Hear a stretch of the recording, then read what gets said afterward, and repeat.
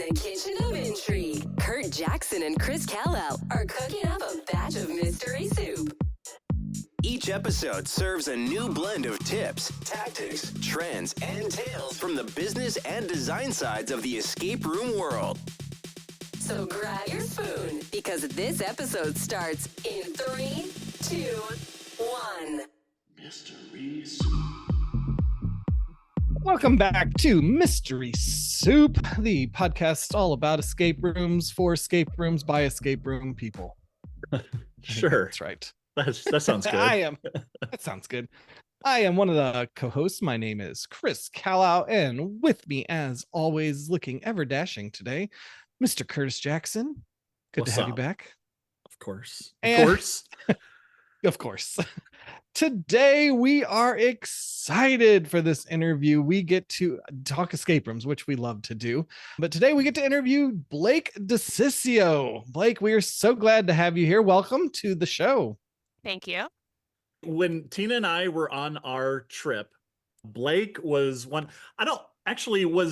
Did you reach out to Tina because she put a Facebook post out there or something?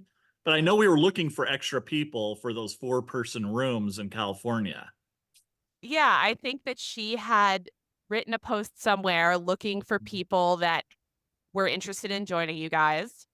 And I think that possibly the first day that we met, I had asked you if you had ever met like someone on the internet to play escape rooms with before. And I think I was the first one. And I was like, Yep. oh, I hope I made a good impact to represent this community of people that comes together and you just don't know what you're getting. I guess overall we probably played 4 or 5 games together. I could go into my list and look, but I want to say it was at least 2, if not 3 days. Yeah, because we did Dr. Haters. We did the 2 at Crossroads. Is that the doctor's name, Dr. Haters, or is it people who hate Dr. doctors? Haters Cartoon World? And then we did a couple up in Sunnyvale. Yep. At Escape, right? So I think those were. Oh, and then we did Battleship. Yeah, I'm really glad we got Battleship before they closed it. Right, It's a right. great game. Oh, you guys skunked us. You're so good. You're so good at puzzles. Tina and I were like, what is going on? You're running rings around us, but it was fun. We enjoyed that. Chris, I'm sorry. I just had to jump in and What? No, that's fine. Blake is not an escape room owner or game master. She's a dedicated enthusiast to escape games. So we're happy to have you on. Thank you. And I'm excited to talk to you guys about escape rooms. Cool. Well, Blake, Curt knows you better than I do, so he got to spend a few days with you. But tell us a little bit about yourself. Where are you from? Your family, things like that. Sure. Originally, I'm from the New York City area. I moved to the San Francisco Bay Area about 15 years ago, but I've also lived in Washington, D.C. and the Phoenix metro area. And I love to travel. It's a hobby that pairs really nicely with escape rooms. When I'm at home, I'm reading, I like crafty hobbies. I do a lot of quilting. Of course, I like games and puzzles. I'm married and we have a dog. And you're huge into scuba diving. That's true, too. Another hobby that pairs really well with traveling. It's interesting, though, because most of the best scuba diving destinations are not escape room destinations. So Right. a lot of trips, it's one or the other, or fly into an area, play an escape room in some big metro area, and then travel somewhere more remote for scuba diving.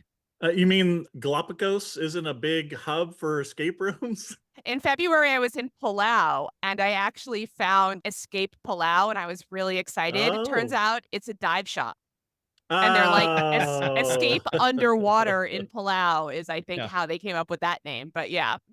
Right. I feel like you need to invent maybe a scuba diving escape room of some kind. You go and solve puzzles underwater. There you go. It'd be an experience. I would love to solve puzzles underwater if I had the opportunity. So, Blake, how did you get into escape rooms? Like, how did it become a hobby of yours? So I've always been a puzzler, and I am attracted to anything that involves puzzles. And I played a couple of escape rooms in 2015, but just by chance, they were really terrible escape rooms, and I didn't you get captured by the hobby. In 2019, I wound up in an escape room with some family that was visiting out of town, and it was actually a very mediocre escape room, but that's all it took. The Mm, puzzles were good, which is a big thing for me. right. And I wound up connecting with what's essentially the enthusiast community, but initially through meetup.com. Played a couple of escape rooms with people who were initially strangers, became friends, and kind of took off from there. Look at you. You met so many people through this, haven't you? I have met a lot of people, but the Yeah. way that I travel and the way that my husband and I travel together, we meet a lot of people because when you're traveling for a long time, I have a need for social connection. So, not even only through escape rooms, but through other travel communities, I've just met people. And I would say 95% of people are really cool and interesting, and people that I continue to meet up with, like, we're here together today, versus like Right. people who I don't want to see again, or it's awkward or Right. weird or The not other okay. 5%, Curt. Wow. Have you during meeting these people outside the escape room world, have you convinced any of them to play escape rooms with you and they fell in love with it? I have, with mixed results too. Like Yeah. any hobby, you introduce some people to escape rooms and they love it. And then I've been in escape rooms with people that I've met while traveling and they're not great escape room buddies. And you just kind Right. of get through that first room and you go, all right, that was One and fun. done. Yeah. Yeah. Mhm. Do you know how many rooms you've done so far? Yeah, so I was going through my list last night and I've done about 360 rooms. It's a Wow. little bit of a gray area because there are some experiences that some people will count as an escape room. For example, the nest. I don't Mhm. personally count the nest as an escape room, but I know a lot of people do. And then I've played probably about 10 rooms a second time. And what I've kind of come up with is that if it's been long enough that I'm almost playing it for the first time, where I can fully experience the puzzles again as if they were new, then I count it. If I'm playing in more of a fly on the wall role because I've played recently enough where I'm just there to experience my friends having fun, which is Mhm. also enjoyable for me, then I don't count it because the puzzles are too familiar and it's not a puzzle anymore. So sometimes a room is so good, you'll convince friends to go and you're like, I'm going to pay to watch you. Usually the owners let me do it for free. Oh, nice. You just So, got to like, ask. especially and these rooms, I think, have all been in California because I'm just here and Right. I know a lot of them, or I feel comfortable enough approaching them and just saying, I'll usually give the date too. Like, hey, I played this room on this date, but I want to join some friends. If I'm not fully participating, would you let me just accompany them? And no one has ever said no because Oh, they already cool. have a paying group. I don't offer them anything as like a customer. And Right. Mhm. for the most part, if they were going to charge me like $40 to stand in the room, then my next question would be like, oh, can I sit and watch over the game master's shoulder? Right. Right. So do you have a favorite genre of games? I will say generally, like, I like upbeat rooms. I'm not a Okay. dark and scary person. I have played a lot of the top, like, dark and scary rooms just to have the experience, but I like unique themes. So, like, for example, I played this room called Alien Zoo, and you think that you're gonna go to a zoo filled with aliens in the game. But Right. what it actually is that you are an exhibit in a zoo that's owned and visited by aliens. So you're the Oh, human cool. exhibit and you're essentially like doing puzzles to like show off your human skills. And that was really fun. And then in general, I like carnival themes. I like board game and video game themes. I So like funny. humorous rooms like the Auditorium and Pie Shop, which was in Southern California and is now in Michigan. And then I don't know if you played 13th Basement in Orange County, but Mhm. they're essentially an escape room that's like making fun of escape room tropes. And I thought that that was really creative and fun. Yeah, no, I agree. That was fun. We played Odd Pie in Michigan as well. Good, good. Yeah, yeah. So we got a kick out of that. That was very unique experience. I agree with you, which is funny that you say carnival rooms because I really like carnival rooms too. Because I know Tina is so good at the puzzle stuff, but give me tasks.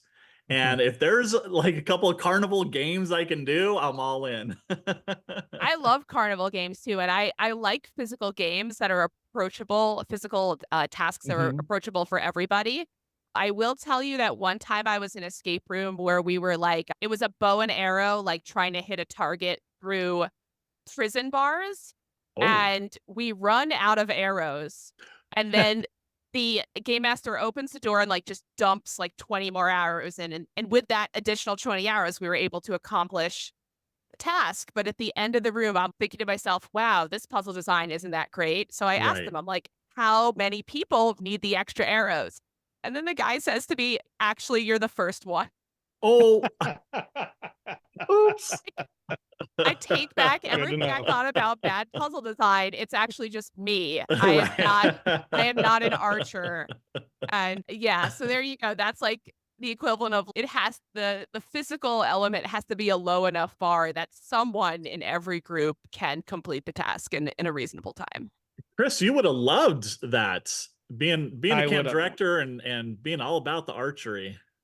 Yeah, I would have hit it right off the bat, Blake. Sorry, it would have been the first shot. I mean, that's why you have to build a team where everyone has That's different right. skills. Because we talk about this a Yep. lot. Like, I'm a terrible word puzzle person. Descramble Mhm. something, Mm, absolutely terrible. But I'm better with math and I'm better with jigsaw style puzzles and I'm better with that kind of stuff. So do fair. not put me behind the bow and arrow, I guess, is the Yeah. lesson learned here. If Tina sees a task, she's all Curt do it. If she sees math, she's all Curt do it. If she sees logic, she's like Curt do it. Everything else, I'm like Tina, please. Mhm. I can't get this. But Yeah, I don't where's even the try some. I just yeah. hand them to Carrie, my wife. Like, here, I'm not Right. gonna try it and just do this. Where's the alien zoo? The Alien Zoo one was in Sacramento, California. I actually don't Okay. know if it's still there. Okay. And I also have a sneaking suspicion that it's a kit room where, like an Uh-huh. owner can buy the kit. Mhm. I'm not 100% sure though, because I feel like somewhere else in my escape room research, I had found an Alien Zoo room. I don't know where it Interesting. was, but yeah. Chris loves zoos. That would be a great room. Although That's I wouldn't do so you don't well want to because if be the I got to show off my human skills. I have zero human skills. I don't know. Archery. I mean, that wasn't in the Yeah, I room, got but that. you I never got know. That's right. So you play games all over the world. Do you have some favorite North American ones? Yeah, so I had to go back to my Turpica list to kind of see where I ranked it all last year. But I would say that my favorite rooms in the US are the two Nemesis Club rooms in Phoenix. And I thought a little bit about why I put them there. And it's essentially a combination of the puzzles are really solid. And I'm a first person. You'll meet other escape room enthusiasts that are more about immersion and story building and all these other elements or actor interactions.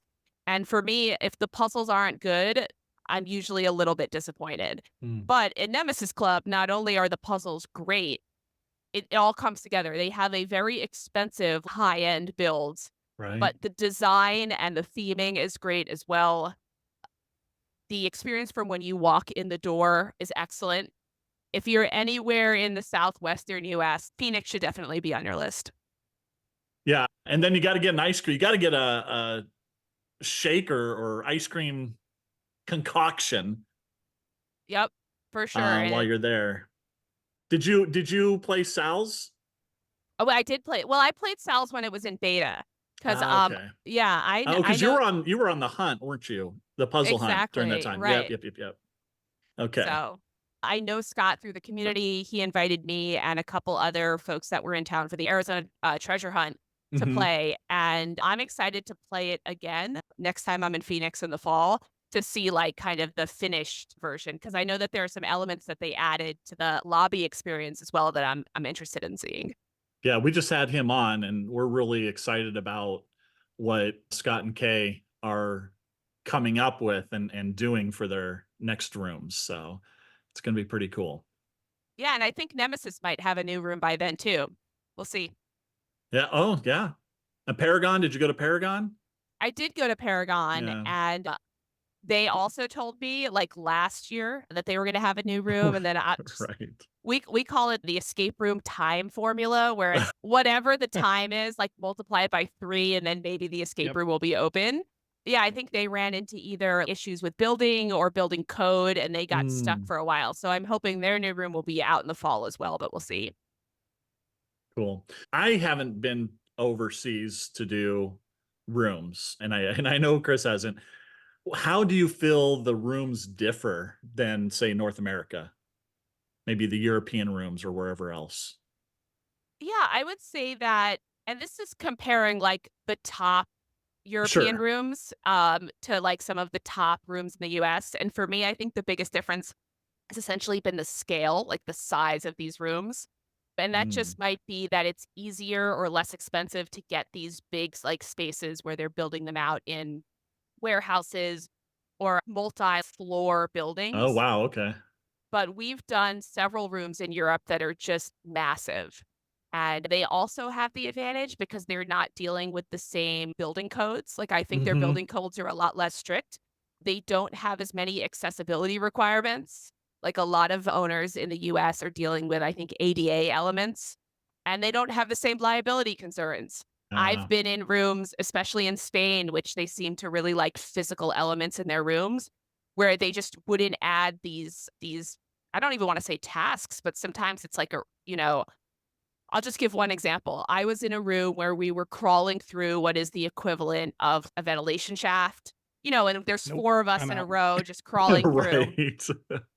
And not only in the US would they not have you just on your hands and knees crawling for that long, but we just come to the end and there's nothing. And of course, we're looking for buttons to push in the ventilation What? shaft or Mhm. some way to turn on a black light to tell us what to do.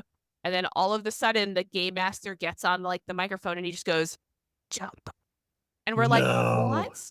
And all I can say is, because it's pitch black, and all I could say is, "Thank God I didn't happen to be the first person to crawl into the ventilation shaft," because, the guy who my friend's now husband, then boyfriend, was just had to essentially tumble out and hope for the best, and of course, he's falling into a foam pit, but you just Oh think my to goodness. We don't know yourself, that.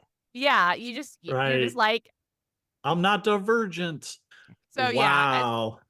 Yeah, and we did a lot of rooms that require real climbing, like with those little rock climbing handhelds. You'll see it like Hmm. a rock gym, and just things where you think to yourself, if I fell from here, that could easily be a broken ankle. That would be the Wow. US designers thought. And in Spain, they're just like, well, you've chosen to participate in a physical activity with known risks. And we have universal health care. So that's what we got for you. That's so funny Wow. because I go to escape rooms and I fill out those little waivers, and I'm always like, what in the world is going to happen in here that I'm filling out these waivers? Apparently, that if you go to Spain, that's what's happening. You need the waivers there. They And probably don't even have there's waivers. no Yeah. waivers in Spain. Yeah. No. And this would be a really interesting question to ask someone who's involved in the legal aspect of escape rooms, because my understanding is those waivers don't even really protect the owners, that they No. essentially exist to collect contact information from you Yep. so they can spam you when like new rooms open and things like that. Yeah. Tina and I are thinking about that as we're going through all that whole process of ADA compliance and everything else as we look for property.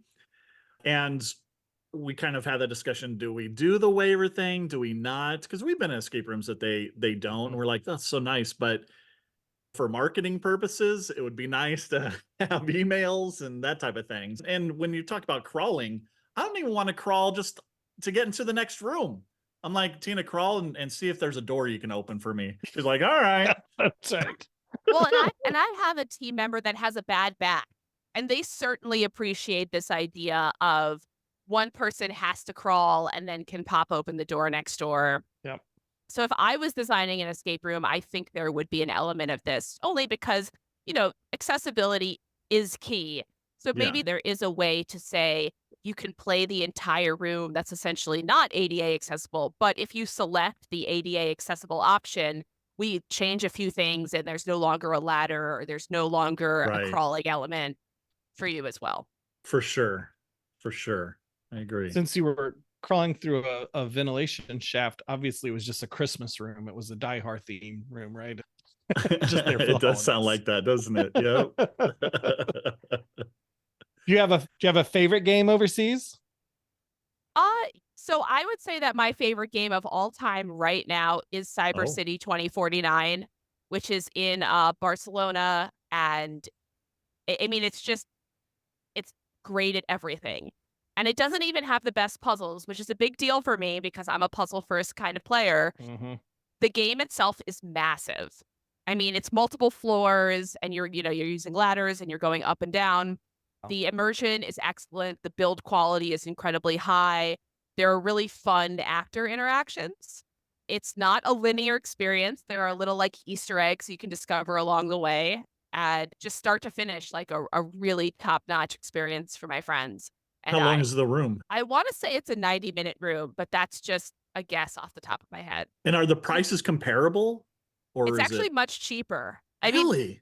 so I'm in the San Francisco Bay Area, which might be the most expensive escape room market in the world. Fair. Like, yeah. straight up, like, I don't know that anyone has, if you use like average price per minute, which is really the only fair way to compare it, it's us and then LA, or maybe it's even, but just cost of labor and building and rent Yeah. and everything here is incredibly high.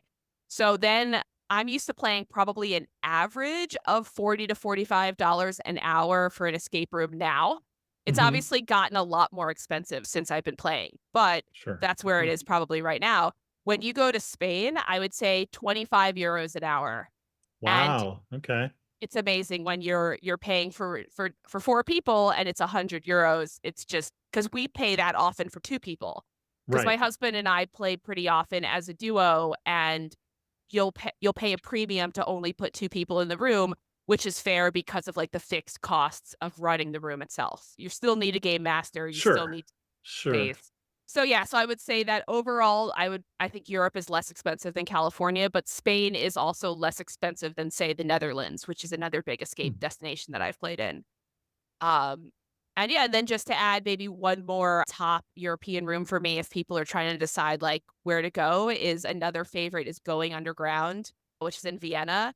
And it's like a World War II, like, I want to say you're the Resistance in London, Cool. and they have a lot of really unique elements, but a common part is the size of the room.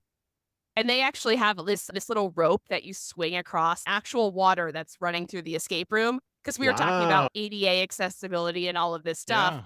Yeah. And I thought, that was pretty cool. Like, just having a swing across.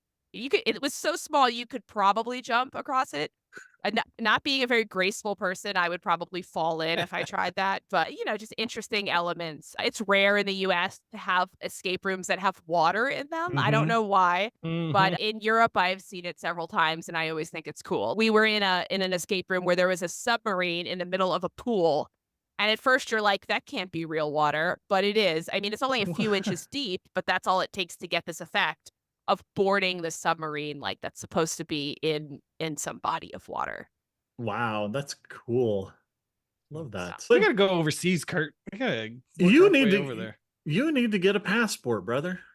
You I do. can't even get you to go to Canada. And once you get there, it's pretty affordable to play escape rooms. Like, it's kind of a nice bonus that once you're there, and a lot of times you're playing in these like kind of suburban areas. So you could even stay, for example, when we were in the Netherlands, we didn't stay in Amsterdam proper because you really do need a car to get to a lot of these rooms. So we stayed in essentially the medium-sized city outside of Amsterdam where we could park our car at a reasonable price and get in and out of it pretty quickly. And yeah, once you're there, it's easy and relatively less expensive than some of the escape rooms we have in the US. So, like, if you were to suggest one area to go, would it be like Netherlands? Would it be Spain, Greece, Germany? Like, where, if you choose one? I think top choices that you're looking at are Spain or Belgium plus the Netherlands as like a single unit, or Greece. And I've never played in Greece, and part of that is because there's a lot of scary, like the top Right. rooms, many of them are scary. Right. So that's not to say I'll never play in Greece. It's just when I'm planning a trip, that's not high on my list. But my next escape Mhm. trip is hopefully going to be Montreal, which has the Yes. largest, essentially, grouping of like top international escape rooms in North America. So I'm really excited to go out there and play, hopefully later this summer. But that's kind This of what I look summer? for. Okay. Let us know because we're looking to get up there too. So, with your experience, what would you say makes a great escape room? I always go for like good puzzles first, and great Sure. puzzles make a great escape room because different people play escape rooms for different reasons. And I think like I respond to that dopamine hit of I don't know the answer, I don't know the answer. Oh my gosh, I have figured out the answer, and then you get that satisfaction. Right. And that's usually where I think of as like the foundation of a good escape room for me personally is great puzzles. And then I look at quality set building. I want to feel immersed. And when you have these elements of like, oh, there's a curtain over the window in the Egyptian tomb. Oh man, that Mhm. we're literally talking about the cost of a piece of drywall, but then also is there a building code reason why you can't cover the window? Like it's not always a No. question of budget, but I do like when owners and designers and builders commit to a real immersive experience. And Sure. then the game has to work, both in terms of when you're repairing things, it shouldn't feel it was a repair. You can't have game masters breaking immersion to fix broken elements, either like tech Right. or, oh my God, there's a bad reset and I forgot to put this thing in the right spot. Mhm. And then I knew we've had escape rooms where there have been just straight up missing pieces. So we're working on a puzzle Mhm. for what feels like 10 or 15 minutes and we just can't get the Yeah. answer. And then we ask for a hint and the game master all of a sudden, like, I guess starts paying attention and goes, oh my God, you don't have the Yeah. XYZ. And then they're like opening the door to the escape room and giving us a missing piece. So You're like, "You experience. had one job." Yeah. And you'd be surprised at the number of we call it like a bad reset, where sometimes we'll get into a space and there'll be an unlocked lock, just like hanging on the door or a cabinet or something. Right. And then we'll just ask the game master, like, hey, is this supposed to be locked? And they'll go, oh my gosh, yes, it is. So we'll lock the lock and spin the Mhm. combination and then solve it as if it were like that when we got there. I'm not looking to Yeah. skip any elements of the room, which is what can happen when you accidentally have access to a space you're not supposed to yet. Yeah. We've definitely done that too. Feel like you should get $5 off per person every time Yep. that happens. And that comes out of the GMs. Whoever's supposed to reset comes out of your pocket. But I was gonna ask, kind of going back on the horror, because that's not really your thing. What did you when we played Weeping Witch, what did you think about that? So Weeping Witch is actually my favorite horror game Yep. because a lot of times when you're playing horror games, the quality of the puzzles suffer. You're so Right. scared that they're not going to then give you a logic puzzle with a chart and they're like, and solve this while you're terrified. It's like, Right. I don't know if you've ever played Zoe, would be a really No. good example, or The Basement. The puzzles are relatively simple because you're also like being chased or threatened to have like a pop out scare or all of these things that Right. but Weeping Witch, the horror element of the game comes and goes, and in between, Mhm. you have these moments where the room is relatively well lit. The puzzles are real escape room puzzles, and you're expected to solve them, to find the puzzles, find the elements you need, and put it together. And that's why I like Weeping Witch. I also played La Santa, which was at the time like a top 5 Tropica room in Spain, and another one of these massive builds where they built like an entire church. And they have like little confessional Oh, boxes, and then right, they right. have a clock tower that literally has a spiral staircase that you're running Wow. up and down. But because there's jump scares throughout the experience, the puzzles are very basic, and the build of the Mhm. room and the effects that they give you and the immersion is like 10 out of 10 all the way through. And you have actors throughout the experience too, and they're 10 out of 10, but the puzzles cannot be challenging Right, right. because it's Mm. dark and scary and there's a jump scare. They purposefully split you up. So if you have someone who like does not function when they're scared, like they cannot be Mhm. expected to then do a word to scramble. when you're Right. being so that kind of goes to like I would rather play Weeping Witch, which is scary with great puzzles, Right. than La Santa, which is like costs several amounts of the time to and money to build, which is a beautiful immersive experience versus a room I think of as has more escape room elements. Yeah. Yeah. So aside from the rooms, is there anything else you like to see in like the escape room company as a whole? Or maybe there's something that like, hey, if they have this, I'm out. I'm not doing this. I would say that I like rooms that make the logistics of playing easy, and I think all players are like this. I would like a room to have parking.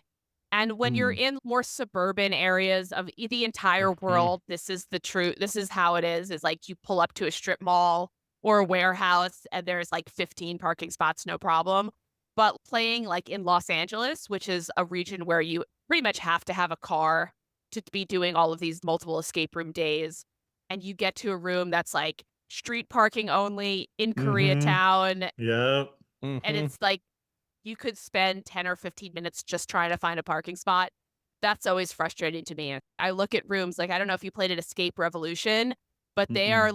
they're in a very difficult area of LA to park in, but their escape room has 3 dedicated parking spots. So they are very strict about like Wow. come 10 minutes before you have access to the parking spot for this particular room. And then when you're done, you cannot walk across the street and get a Pink's hot dog. You need to Right. get out of that parking spot so the next team can use it. But I appreciate that. And obviously telling players where to park and how to access parking in your reminder email is a big thing for me. But just like places that Mhm. have relatively comfortable lobby areas, it doesn't have to be this big budget element, but it's really nice to have, you know, places with clean bathrooms. I'm Clean really big on bathrooms, right? Yeah, I was like, I'm really big on cleanliness, and this goes for escape rooms too. We could talk about this as a whole other topic, but having accessible, clean bathrooms, a comfortable lobby, having it be easy to find or have like very good instructions on your uh, on your reminder email and how to find it is great. That's good. And then running it on time is a big thing for me because I have shown up to multiple escape rooms when it says arrive 15 minutes early, and I'm Mhm. a very prompt person and will be there 15 minutes early, and then the game master's not there, the door's locked. That's just a Mhm. bummer. Yeah, we went to, I think the place called Escape LA has Atlantis room. Do you know that one, I would Blake? have to look at my list. Yeah, but they have no, it's kind of the same thing. Downtown LA, I think it's in the Garment District, maybe, but there's no dedicated parking spots that they had. We drove around trying to find kind of a parking Oh. structure or lot or something. It took us forever. And then we finally walked all the way over. We made it on time. I mean, we made sure we went early, but, and then again, that particular place, the game master is in the room with you the whole time. And that's always something I'm just like, this is so kind of awkward and uncomfortable. I mean, the guy did a good job where he didn't like, interact and he kind of stayed in one corner, but it was still just weird. It's weird. I have not played that room because I have No. played very few rooms where the game master is in the room with you, and unless they are a character and this is like an Right. added element to the room, it's always a terrible idea. Yeah. We played a few of those and it was just like, yeah, so awkward. I've also been in maybe 2 escape room companies where in order to clearly satisfy some building requirement, they didn't build the rooms all the way to the ceiling. Like, in Uh-huh. order maybe And they you, didn't wanna reroute the air conditioning or I have no idea, but Yeah. you hear the people in the other room, so you're in a Sherlock Holmes mystery-themed room, and next door is, like, the Viking. Egyptian thing right, Mhm. but you hear people literally talking out a puzzle, and you're Hmm. also trying to do that, and I'm just like, this is for me, if I was an escape room owner and this was a suggestion someone came up with to solve a problem, I wouldn't even have gone down this path. Right. Because while occasionally you'll be in an escape room and you'll hear like a team in the other room scream because they were just jump scared, that's fine. It happens. It's not ideal, but whatever. Mhm. But no, I don't really want to listen to a team going, well, maybe if you put the blue one in the second hole, I'm like, Yeah. Right. not only is that distracting to me, but like, but wait a second, I want to play that room, or I'm scheduled to play that room next. Mhm. And now I know like these big elements because I'm literally just on the other side of a half wall. Yeah, yeah. I find that in mall locations. A lot of times they can't build all the way to the ceiling. And I know exactly what you're talking about. All right, Blake. Yeah. So let's say you have your own business or you're starting your own business. How would you say are there certain things that you would focus on? Um, Quality puzzles. I Sure. think hiring is a big part of it. In this in this world that I have an escape room, I also have this like massive budget from some Sure, why unknown not? source. Yeah. So, like, hire escape room enthusiasts that are long-term hires that Oh, can wouldn't be that be nice? trained. I know, Yeah. right? Like, I Yeah. love a game master who I feel like has a passion for the hobby, but I also love escape rooms that have, like, humorous elements and, like, Mm. unexpected funny things that happen to you, and I think I would try to build those into my rooms. Cool. Yeah, definitely. The space we're looking at would have we'd have 4 rooms, and we have those kind of decided on. And just like you, I'm like, how can we infuse some humor into each of these rooms? Mhm. So I'm right with you on the same page there. I really like what I call Easter eggs, whereas, like, you go into a decision-making situation and you go, "Yeah, I know that I'm supposed to, I don't know, buy the key out of the vending machine to move the game along. But what if I buy, I don't know, something funny that's in there?" And of course, my mind goes into the gutter and I'm thinking of all these funny X-rated things. I'm like, "But what if I buy this other item? I hope that something Right. funny happens." But, even if it was like a juice box, is there juice in the juice box? I like escape room designers to say, yeah, if there is 3 options, and even though the team going into it knows to move the story along with option B, I Mhm. want something funny to happen if they pick option A, and, like, they're not necessarily, Yeah. yeah, penalized, other than, yeah, okay, it took an extra 2 minutes to figure out what's in the stuffed bear that you chose as your carnival winnings instead of the key that you could choose. Right, right. I Absolutely. always like that, and Cyber City has this element where, and no spoilers, you're actually in an Mhm. elevator and you could choose to go to multiple floors, Oh, and you're cool. like, "Oh, obviously I wanna go to this floor because the goal of the game is to clearly get the item from that option, Mhm. but what happens if I go to the tattoo shop? What happens if I go to the one that just says drugs?" Like, Did the you time did you hit one of those? we did not, and I have a Oh. lot of regret because I know what happens. Now of course, I had to ask. I know Okay. what happens, and all I'm saying is if you happen to play Cyber City 2049, which everybody should, Mhm. and you have the opportunity to go to the tattoo shop, you must go to the tattoo shop, and then also go to the drug store, I don't know, but yeah, also go to Okay. the drugstore. But a lot of times, you Yeah, think that that's you're awesome. falling behind and you wanna complete the game, and Sure. that Mhm. that experience has actually been the one where I'm like, "I'm not doing this anymore. I'm going to all of the offbeat potential Easter egg opportunities."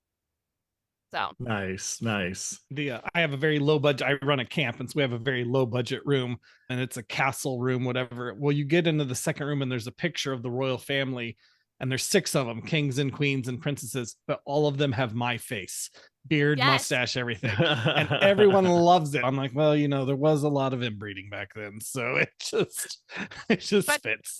But that's a really everyone good loves it. example of a way to build humor in, and it doesn't take a big budget. Yeah, So so it I was I perfect. was in an escape room once where I think it's like 3 or 4 owners that all worked on it together, and they had, like, caricature pictures drawn of their pets.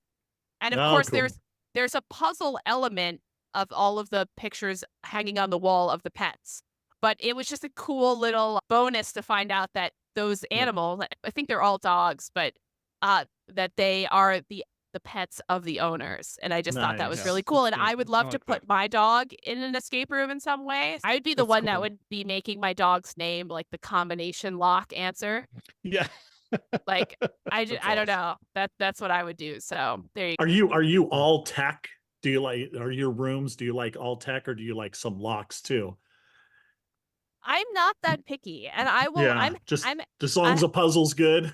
right. That's what it comes back down to. And I've Yeah. played rooms, even recently, that are like zero tech, all puzzles. I'm sorry, all lock.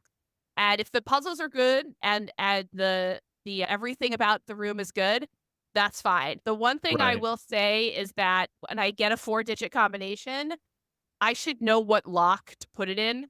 And there are a lot of different ways to do this. But if I'm in a room and I have access to four-digit combination locks at the same time, and there's no indicator of, oh, you just solved the butterfly puzzle, so you should put it into the lock that has the butterfly on the lock. And it's literally me and my husband just going, 1415. Okay, now find every lock you could possibly put that into. And then, of course, if you have like a keypad, that's also a possibility for that same combination. That's a Right. little bit of a pet peeve of mine because I think it's a design flaw that Yep. I should know either by the fact that the answer is letters or the answer is numbers, or it's a combination of letters or numbers, or it's 5 numbers or it's 4 numbers. That can tell you what lock to use. But if you have multiple 4-digit combination locks, you have to have a way of saying, which lock is it even going to be? Because that's pointless Yeah. frustration to when you have especially a group of 2 people and 6 4-digit combination locks. That's not fun. We played a game in Oregon and it was small little town, small game, but they had, if you did a puzzle, it had like a little animal on it somewhere. So let's say it's a fox.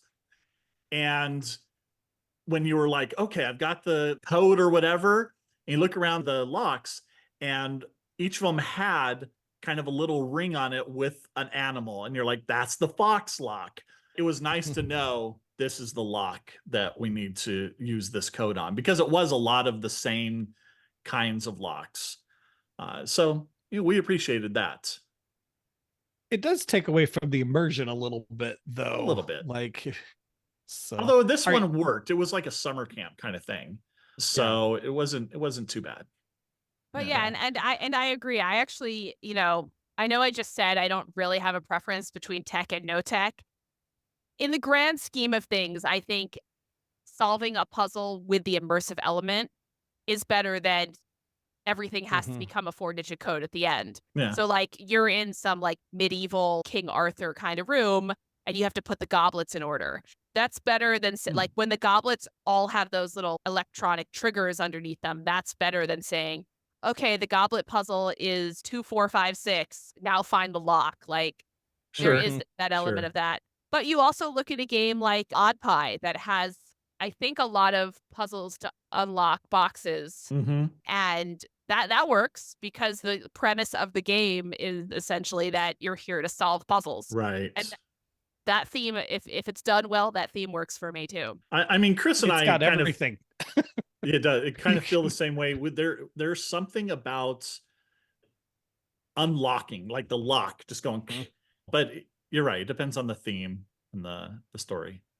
Want it to make sense as well.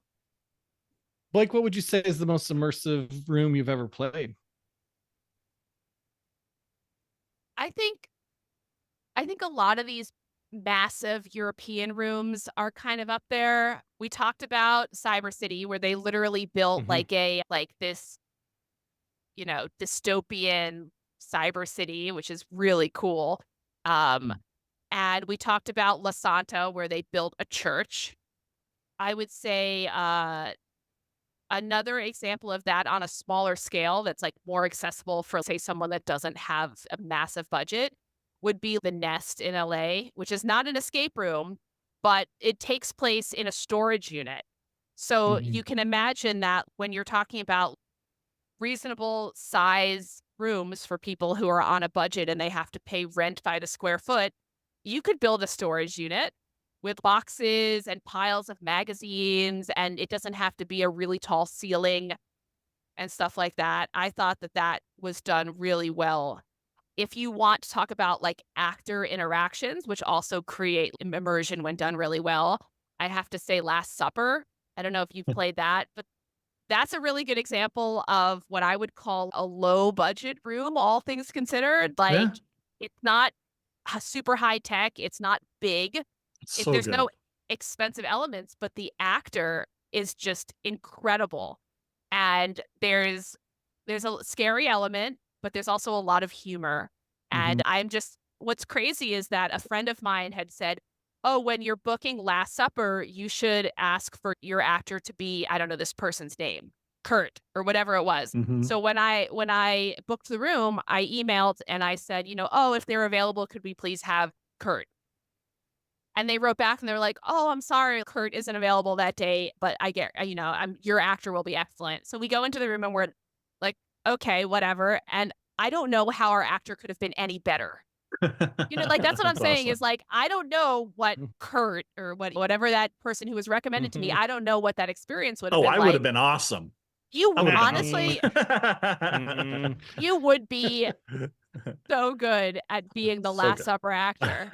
I would be terrible because if you're like me and you want the humorous experience, people would be joking with you and I would just Mm. lose character and start laughing. The Right. actor has to be very serious, but they can also be funny at the same time. It's a Yeah. hard balanced strike. Anyway, so that's an example of totally immersive experience, but you Mhm. don't have to build, something with 18-foot ceilings with True. freaking, Yeah. a building in a building. No, you could just have a room because you're in the dining room of a medieval castle or whatever. Like Right. it's just a, Small dining room. Yeah, yeah. right. So when we play that room, if there's an immersive actor in there, the only thing Tina doesn't want is to have to interact. And I'm kind of there too. Don't want to have to improv with them because then we feel like we're not going to say the right thing and we're going to say something that's awkward. But when it's an immersive actor who, say, like the Weeping Witch, where you don't have to talk or improv with them,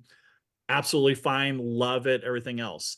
I certainly loved Last Supper. Tina got a little frustrated, but but overall enjoyed the experience. So are you okay with that kind of that improv and interaction with a actor, or would you rather them just be kind of part of the scenery and to move the story along? Um, I'm okay with actor interactions that are essentially like moving this, that are a required element of the story. And I also think of Hope End as a really good Mhm. example of this is that so much of your experience is based on your interactions that you had with the actors. And Strange Bird, A Man from Beyond in Right. Houston is also kind of like this. I like those rooms. They're a little less puzzly, and even the puzzles that they have are, I would call, not as satisfying as puzzles in other rooms that are more puzzle forward for me. But Sure. I do like that experience, and I think a big part of this hobby, if you're going to play dozens of rooms, is that there has to be variety, and I like that element of variety as long as it's done well. That's fair. Yeah, yeah, yeah. So, I don't mind improving with actors, and I don't really think that I'm a particularly good actress myself, so they have to be talented to improv with me because 'cause I'm doing my best, and I don't think it's very good. But I've seen a lot of people discuss this from the owner side, the manager side, and the actor side, and they are prepared to interact with anybody who comes into the interaction with good faith. You and Tina, whatever you say is going to be received well by an actor because they will take what you have given them and they will work it into whatever True. their goal is for the interaction. The only thing that doesn't really work or what they don't like is when people try to mess up the experience as like they're trying Right. to be funny or they're trying to be difficult on purpose. I don't know if I was reading this interview or if I was listening to it, but then, they will break character and essentially say like, "Hey, Knock you it need to off. work with me," right? Like, Right. but yeah, there's a moment in Strange Bird where one person gets pulled out and they have this one-on-one interaction with the character, and that just happened to be me, and I'm just trying to do the best I can, and it was a lot of fun. So I would Alright, yeah. say, yeah, I would say that overall, I like actors in rooms when they are done well and when they Sure. hire well into that role because I have also felt I got the B-level actor on like any given day, and I'm like, this could have been better had they hired into this role a little bit better. The thing that's difficult too, though, is as we have hired staff before and are looking to do that in the future, do we want that actor element in there? Because you have to find staff that can pull it off, depending on what it is. And we're not sure that we'll be able to do that. But that's something that we're struggling with as well. So like places like, I guess I could call them escape room adjacents. You'll see them on Morty kind of thing, like Level 99, Bodeborg, Meow Wolf, any of those. The Airbnbs, I guess you won't see those on Morty, but there are some Airbnbs that have escape room elements. Do you participate in those? Do you go to those? Do you like them? Yes and no. I will say that my big one is the Arizona Treasure Hunt, which I've been doing for over Right. 15 years now. So it actually predates my escape room interests, or really the escape room industry as a whole. And that actually has a surprising amount in common with escape rooms, because it's like a 4.5 hour puzzle hunt where you're solving one puzzle that gives you the location of the next puzzle that gives you the location of the next puzzle. So Right. similar to an escape room, you're experiencing progress toward a goal by solving puzzles. And it's co-op. Like you're in a group of 6 adults. And my teammates in the Arizona Treasure Hunt that have been pretty static for like at least 10 to 12 years now also like escape rooms. So I think that there's a lot of overlap. And then the hunt in general, which usually has about 90 teams competing, there's more and more like escape room teams every year. Yeah. So it's kind of an interesting element. And I would say that because I'm a puzzle first person, that is the biggest escape room adjacent. And I've also done the MIT puzzle hunt, although that is insane. I was so impressed with my teammates, and I was on a big team. And that is another example. But I have done things like Sleep No More in New York City, which is absolutely worth experiencing. I actually think it's closing, but they've been extending the closing date now for 4 or 5 months. Is worth doing. The Speakeasy in San Francisco is another immersive kind of theater experience. What? Oh yeah, it's the Speakeasy I actually like more because there's more interacting with the actors and everybody dresses up. So you go into this speakeasy and there's like a casino and there's a cabaret and there's a bar. And then of course they have these really cool elements, like there's a 2-way mirror so you can look into the girls' dressing room because there's interactions that are in there. And you'll just be hanging out drinking. There's also like they're serving drinks to everybody throughout the night. And then all of a sudden like a fight breaks out in the bar between 2 people that you had no idea were actors the entire time. Where do you see the escape room industry going in the next 10 years or so? I'm interested to see more of these creative elements, like we talked about Doors of Divergence, where you're making decisions throughout the game that change the outcome. I would love to have more replayable games because why not? Like more opportunities for me, more opportunities for enthusiasts as a whole. And I think that we sometimes see this with escape room owners that put like holiday skins on their games. It's hard because my question as an enthusiast is, are the puzzles any different? And that's hard because they're almost designing another escape room's worth of puzzles to create like the Christmas version of their room or the Halloween version of their room. But some owners do. And some owners will tell you like, 60 or 75% of the puzzles are different. So yeah, so that's what I would like to see is that more creative like formats for escape rooms. And also I would put in this category, I love it when escape room owners design rooms that can be adjusted to the progress of the team while they're in it. Like Nemesis Club, both rooms do this. And I don't know if you know this because they do it so seamlessly that anyone who isn't aware that this is happening would never know. But based on your progress at a specific point in the game, you are given either 2 more puzzles or 5 more puzzles or 1 more puzzle because their goal is for you to see the big finale in the last 5 or 10 minutes. It's a very expensive thing to do, or at least you have to be really creative about how you do it. I know CU Adventures, they did a talk at Recon, the online Recon, about adaptive difficulty. And they do that with their rooms as well, very similar to what you're talking about. I agree that that would be neat to see more of rooms and experiences that can do that. So I don't know if you want to put this out there, but is there a way that people can connect with you? They're like, hey, we want to do a room with Blake.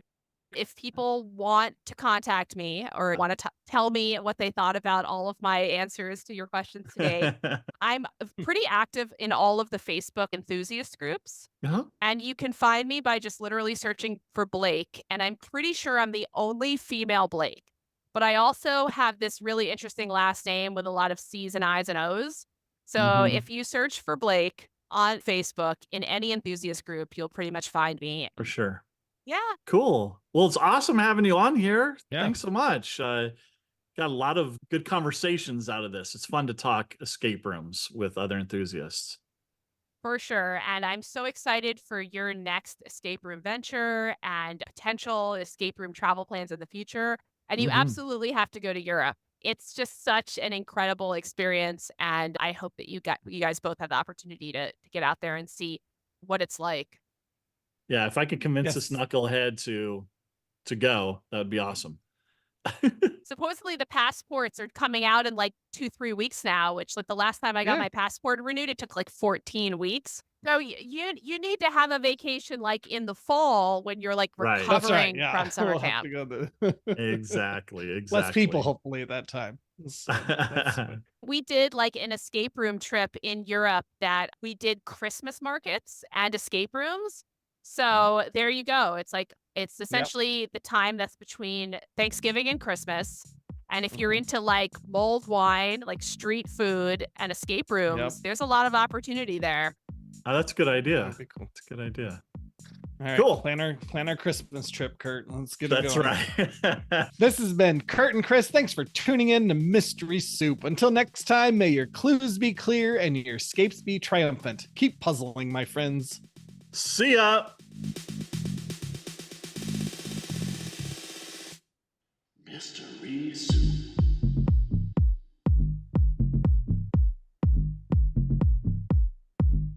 Mystery Soup.